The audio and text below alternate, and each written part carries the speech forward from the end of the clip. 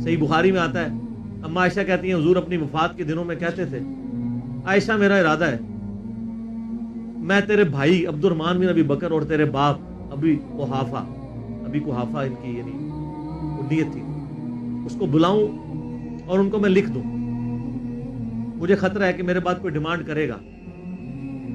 لیکن اللہ اور میری امت ابو بکر کے علاوہ کسی کے لیے راضی نہیں ہوگی۔ یہ تو بعد میں پتہ چلا نبی الاسلام اشارتاً کیا بات کر رہے تھے، امر خلافت۔ اس حدیث کے تحت میں نے 55B مسئلے میں بتایا کہ نبی الاسلام اگر اپنی زندگی میں کسی کو خلیفہ نامزد کرتے تو حضرت ابوبکر کو کر کے جاتے، کیونکہ نبی الاسلام بادشاہ نہیں تھے، اللہ کے پیغمبر تھے۔ آپ اپنے خاندان میں کبھی بھی یہ معاملہ نہیں کر سکتے، اور یہ بات صحابہ کرام کو پتہ تھی، لیکن جب اللہ نے آپ کو گارنٹی دی کہ اللہ اور میری امت ابو بکر کے علاوہ کسی پہ راضی نہیں ہوگی، تو پھر نبی الاسلام نے اس مسئلے کو ان اٹینڈڈ چھوڑ دیا۔ بخاری میں ہی آتا ہے ایک عورت حضور کے پاس آئی اور کہا یا رسول اللہ آپ فوت ہو جائیں اور میں اس کے بعد آؤں اور آپ کو نہ پاؤں، تو فرمایا ابو بکر سے مل لینا میرے بعد۔ اشارے تو کافی آپ نے چھوڑے ہوئے تھے اس حوالے سے۔ صحیح بخاری مسلم میں حدیث ہے، نبی علیہ السلام ایک باغ میں بیٹھے تھے، ابو موسیٰ اشعری کہتے ہیں دروازے پہ دستک ہوئی، آپ نے فرمایا جو کوئی بھی ہے اسے جنت کی بشارت دے دو۔ کہا دروازہ کھولا سیدنا ابو بکر، میں نے کہا رسول اللہ صلی اللہ علیہ وسلم نے جنت کی بشارت دی، تو انہوں نے کہا تکبیر بلند کی اور اللہ کا شکر ادا کیا، اللہ اکبر کبیرہ والحمدللہ کثیرہ۔ نبی علیہ السلام کنویں کی منڈیر پہ بیٹھے ہوئے تھے، آپ نے ابو بکر کو اپنے دائیں جانب بٹھا لیا ٹانگیں لٹکا کے، وہ جو پرانے زمانے میں بڑے کنویں ہوتے تھے نا، چھوٹی سی دیوار باہر نکلی ہوئی ہوتی ہے۔ پھر تھوڑی دیر بعد دستک ہوئی، آپ فرمایا اب بھی جو آتا ہے جنت کی بشارت دے دو۔ دروازہ کھولا سیدنا عمر، ان کو بشارت دی، انہوں نے بھی پھر اللہ کی حمد اور تکبیر بلند کی۔ پھر تیسری دفعہ دستک ہوئی، فرمایا اب جو کوئی ہے اسے جنت کی بشارت دو، لیکن ان مصیبتوں اور پریشانیوں کے ساتھ جو اسے آئیں گی۔ دروازہ کھولا تو سیدنا عثمان، انہوں نے اللہ کی حمد بیان کی اور کہا میں اللہ کی پناہ میں آتا ہوں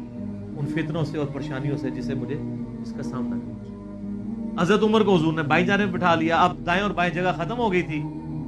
تو حضرت عثمان سامنے آ کے بیٹھ گئے۔ راوی کہتے ہیں کہ میں نے اس سے یہ رزلٹ نکالا ہے کہ ابو بکر و عمر رسول اللہ کے ساتھ دفن ہوں گے اور حضرت عثمان کی قبر رسول اللہ کے سامنے بنی۔ سر آج بھی میں حضرت عثمان غنی کی قبر مبارک پہ کئی دفعہ حاضر ہوا ہوں، ایگزیکٹ روضہ شریف کی سیدھ میں قدموں کی جانب، اور ابو بکر عمر ساتھ ہیں۔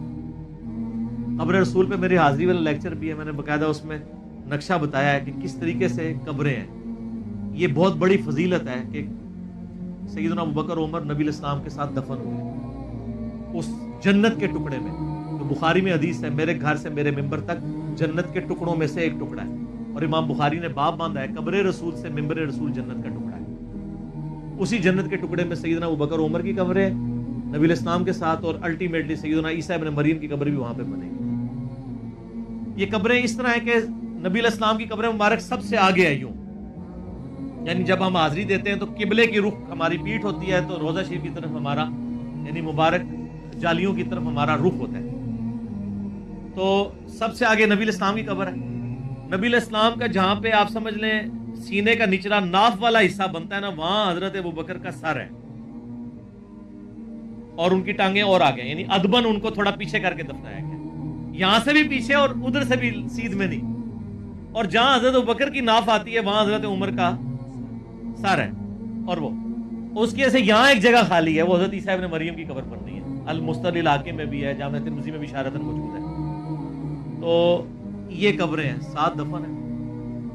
اور جامع ترمذی میں حدیث ہے نبی علیہ السلام نے فرمایا اے ابو بکر تم میرے یار غار بھی ہو اور حوض کوثر پہ بھی میرے یار ہو، صحیح سند کے ساتھ۔ یار غار کا ذکر تو سورہ توبہ میں موجود ہے، ثانی اثنین، جب وہ دونوں غار میں تھے، اور جب نبی علیہ السلام قرآن کے الفاظ ابو بکر کو کہتے تھے کہ مت خوف کھاؤ ہمارا رب ہمارے ساتھ ہے۔ صحیح بخاری میں آتا ہے کہ حضرت ابو بکر نے کہا یا رسول اللہ صلی اللہ علیہ وسلم اگر کفار نے اپنے پاؤں کی جانب سے یوں دیکھ لیا تو ہم دونوں نظر آ جائیں گے۔ تو ان کا ابو بکر تمہیں غم کھانے کی ضرورت نہیں، تمہارا ان کے بارے میں کیا خیال ہے، ان دونوں کے بارے میں جن کے ساتھ تیسرا اللہ ہو، تو وہیں سے آپ دیکھ لیں۔ ٹھیک ہو گیا جی، یہ اذان ہو رہی ہے، باقی انشاءاللہ اذان عصر کے بعد۔